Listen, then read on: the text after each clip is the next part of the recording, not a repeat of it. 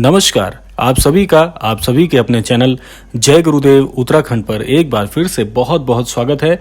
कामना करते हैं कि आप और आपके परिजन सभी स्वस्थ होंगे। इसी कामना के साथ बढ़ते हैं आज के अद्भुत क्रमांक की ओर। एक बार की बात है, श्री कैंची धाम में महाराज जी का अद्भुत दरबार लगा हुआ था। वहां पर बहुत सारे महाराज जी के अनन्य भक्त दर्शन करने हेतु महाराज जी के पास पहुंच रहे थे। बहुत से लोग दर्शन कर वापस लौट रहे थे और फिर से कई भक्तों की भीड़ महाराज जी के दर्शन हेतु कैंची धाम पहुंच रही थी। तो यह दृष्टांत इतना अद्भुत था कि जैसे मान लो महाराज जी सभी की समस्याओं का निवारण करने के लिए दरबार में विराजित हुए हैं। अब ऐसे में क्या होता है कि लखनऊ के एक महाराज जी के बड़े अनन्य भक्त हुए हैं।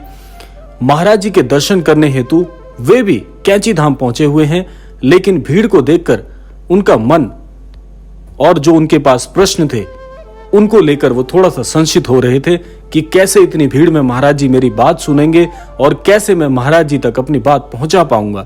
तो जैसे तैसे करके महाराज जी की उस अद्भुत अनन्य भक्तों की भीड़ में वे भी शामिल हो गए और धीरे धीरे से भक्त महाराज जी से आशीर्वाद ले रहे थे, भोजन प्रसाद पा रहे थे और अपने अपने धाम को जा रहे थे। तो ऐसे चलते चलते इनका भी महाराज जी के समक्ष बैठना हो पाया और इनकी बारी आई। अपनी बारी में जब इन्होंने महाराज जी की ओर देखा तो जैसे इन्हें सब कुछ प्राप्त हो गया हो, ऐसे अद्भुत दर्शन हुए। लेकिन कुछ प्रश्न अपने मन में ये लेकर आए थे जो कि इन्होंने सोचा था कि महाराज जी से अपनी बात कह दूं और महाराज जी के आशीर्वाद से सब कुछ ठीक हो जाए। इसी कामना के साथ बहुत से प्रश्न मन में चल भी रहे थे, महाराज जी के दर्शनों का भी आनंद ले रहे थे।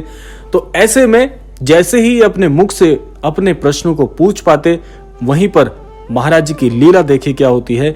महाराज जी एकाएक बोल उठते हैं कि इतना परेशान क्यों होता है, तेरे सारे कार्य राम जी बनाएंगे, अपने सारे कष्टों को उन्हीं को सौंप दे और जीवन में चिंता मुक्त हो जा। इस प्रकार सुन महाराज जी की अद्भुत वाणी को जैसे कि इन्हें अपने सारे प्रश्नों का उत्तर प्राप्त हो गया हो। अब हुआ क्या कि जो प्रश्न मन में लेकर आए थे वो पूछना तो दूर की बात है, महाराज जी के चेहरे को देखकर जैसे इन्हें अपने जीवन का सारा सार मालूम हो गया हो। ऐसे अद्भुत दर्शन महाराज जी के हुए हैं। तो इसके चलते महाराज जी आगे आदेश देते हैं कि जा अपनी बात को हनुमान जी से भी कह दे। ऐसा कहकर महाराज जी की आज्ञा प्राप्त कर वे हनुमान जी के दर्शन करते हैं और भोजन प्रसाद ग्रहण कर फिर अपने धाम को चले जाते हैं। अब इनके जीवन में देखिए क्या चमत्कार होते हैं। जिस परेशानी को लेकर आए थे, दरअसल इनके जीवन में ये कर्जवान हो गए थे, बहुत सा कर्ज इनके ऊपर हो गया था और उस कर्ज के चलते महाराज जी से जानना चाहते थे कि मेरे जीवन में कैसे बदलाव होंगे। और महाराज जी के दर्शन के बाद इनके जीवन में ऐसी अद्भुत कृपा हुई कि इनके जीवन के सारे कष्ट तो दूर हो ही गए और साथ साथ प्राप्त हुई महाराज जी की अद्भुत सानिध्य और महाराज जी की अद्भुत भक्ति। तो यह जो कथा है, इसके माध्यम से महाराज जी आप सबके लिए क्या कहना चाहते हैं, क्या संदेश है इस क्रमांक में, अब हम उस पर आते हैं। देखिए, जीवन में महाराज जी सदैव ज्यादातर अनन्य भक्तों से एक ही बात कहते हैं कि अपने कष्टों को, अपनी सारी बातों को श्री राम जी के ऊपर, ईश्वर के ऊपर, परमात्मा के ऊपर छोड़ दें। जो भी करेंगे वे भले ही करेंगे। आपके जीवन में जो सबसे महत्वपूर्ण होगा वही आपको प्रदान किया जाएगा।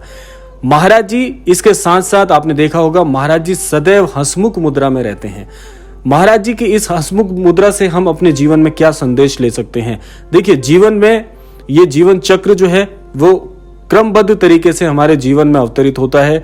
जीवन में सुख और दुखों का जो ये मेल है ये सदैव ऐसा ही रहता है।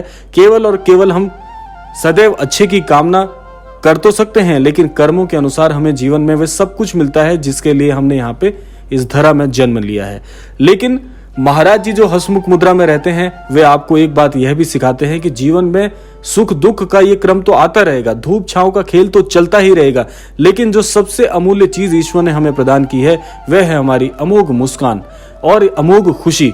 मन को सदैव प्रसन्नचित्त रखना चाहिए। महाराज जी ने कई बार, कई दृष्टांतों में कई बार अपने अनन्य भक्तों को यह बताया है, सदैव प्रसन्न रहना चाहिए, क्योंकि प्रसन्न रहने से आपका मन बहुत शांत रहता है, मन बहुत स्थिर रहता है। आप स्वयं एक बात सोचिए कि यदि आप जीवन में सदैव नीरस मन के साथ रहें या ज्यादातर दुखी स्वभाव को अपना के रखें, तो क्या आपसे कोई कार्य अच्छे तरीके से हो सकता है? क्या आपका मन एकाग्रचित हो सकता है? कभी नहीं हो सकता। तो इसीलिए महाराज जी की एक आदत रही है जो कि बहुत कम संतों में देखने के लिए मिलती है कि बड़े से बड़े कष्ट को यूं ही मुस्कुराते हुए हंसमुख मुद्रा में उसका निवारण करना और अमुक भक्त को यह भी ज्ञान देना कि जीवन ऐसा ही है, जीवन को केवल हमने जटिल बना रखा है। तो इस क्रमांक के माध्यम से, जैसा कि आपने शीर्षक पढ़ा होगा कि ऐसा कौन सा कार्य है जिससे हम जीवन में सदैव सफलता को, कामयाबी को अर्जित कर सकते हैं, वो केवल यही कार्य है कि जीवन में सदैव मन को प्रसन्न चित्त रखिए, क्योंकि कोई फर्क नहीं पड़ता। आज यदि आप सुख की कामना कर रहे हैं तो ऐसा कभी नहीं हो सकता कि जीवन में केवल और केवल सुख ही आए, क्योंकि जीवन, यदि हमने इस कर्म धरा पर जन्म लिया है तो कर्म तो करना ही होगा। कभी कर्म ऐसा भी होगा जो सर्वश्रेष्ठ होगा, तो कभी ऐसा भी होगा जब आप उस कार्य पर पूरी तरह से नजर नहीं बना पाएंगे। तो यह तो जीवन का चक्र है, चलता ही रहेगा। लेकिन ईश्वर ने हमको सद्बुद्धि दी है। देखिए, ईश्वर ने मनुष्य को सबसे सर्वश्रेष्ठ कृति बनाकर इस धरा पर भेजा है। तो आपको इस बात को सुनिश्चित करना होगा कि प्रसन्न रहना आपका परम कर्तव्य होना चाहिए, क्योंकि यह कई संतों ने हमें बताया है कि जीवन में जो लोग प्रसन्नचित रहते हैं उनके जीवन में कभी भी नकारात्मक ऊर्जा प्रवेश नहीं करती है, नकारात्मक प्रभाव उन्हें कभी घेर नहीं पाते। क्योंकि जिस व्यक्ति ने इस बात को आदत बना लिया कि किसी भी हाल में मुझे प्रसन्न रहना है, खुश रहना है, ऐसे व्यक्ति को दुख यदि जीवन में प्रवेश करेगा भी तो कभी भी ज्यादा समय तक, कभी भी दीर्घकालिक समय तक आपको दुख नहीं पहुंचा पाएगा। और महाराज जी सदैव यही सिखाते हैं कि यदि जिस व्यक्ति का, जिस मनुष्य का अपने इष्ट पर, अपने गुरुजनों पर पूर्ण विश्वास है, ऐसे भक्त को घबराने की आवश्यकता है ही नहीं। क्योंकि जिन गुरु की शरण में आप हैं, जिन परमात्मा की शरण में आप हैं, वे सर्वशक्तिमान हैं, वे सब कुछ आपके लिए संभव करा सकते हैं, बशर्ते आप उन पर पूर्ण विश्वास रखें, पूर्ण निष्ठा रखें और आस्थावान बने रहें। ऐसे व्यक्ति को जीवन में कभी भी कोई गिरा नहीं सकता, झुका नहीं सकता। ऐसा व्यक्ति जीवन में सदैव सफल होता है। तो केवल और केवल जीवन में यह आदत आपको अपनाने की आवश्यकता है। एक परम कर्तव्य मान लीजिए कि जीवन में हर स्थिति में, हर परिस्थिति में आप प्रसन्न रहेंगे।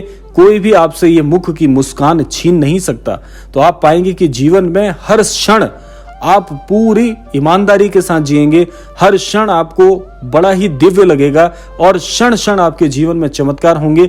जिस कार्य को आप करने की ठान लेंगे उस कार्य को पूरी निष्ठा के साथ, पूरी ईमानदारी के साथ और पूरे कर्तव्य परायण होकर करेंगे। ये बात इतनी अद्भुत है, ये नियम इतना अद्भुत है, केवल और केवल इसका अनुसरण करने की आवश्यकता है। महाराज जी की यह अद्भुत शिक्षा हमें यही सिखाती है। जीवन में सदैव प्रसन्न रहिए, औरों को भी शीतल कीजिए, अपने मन को भी शीतल कीजिए और समाज को शिक्षित कीजिए अपने ज्ञान के द्वारा। यही सही मायने में जीवन के मूल मंत्र हैं। तो यह था आज का अद्भुत क्रमांक। आशा करते हैं इस क्रमांक के माध्यम से आप निश्चित तौर पर कुछ सीख पाए होंगे। इसी कामना के साथ विदा लेने का समय आ गया है, लेकिन विदा लेने से पूर्व समय है प्रार्थना का। यही प्रार्थना मैं करना चाहूंगा आज भी कि महाराज जी सभी को सन्मति दें, सद्बुद्धि प्रदान करें, आस्थावान बनाएं और इस संपूर्ण सृष्टि का कल्याण हो। इसी कामना के साथ विदा लेते हैं। मिलते हैं अगले क्रमांक में। तब तक के लिए जय श्री राम, जय गुरुदेव, जय उत्तराखंड।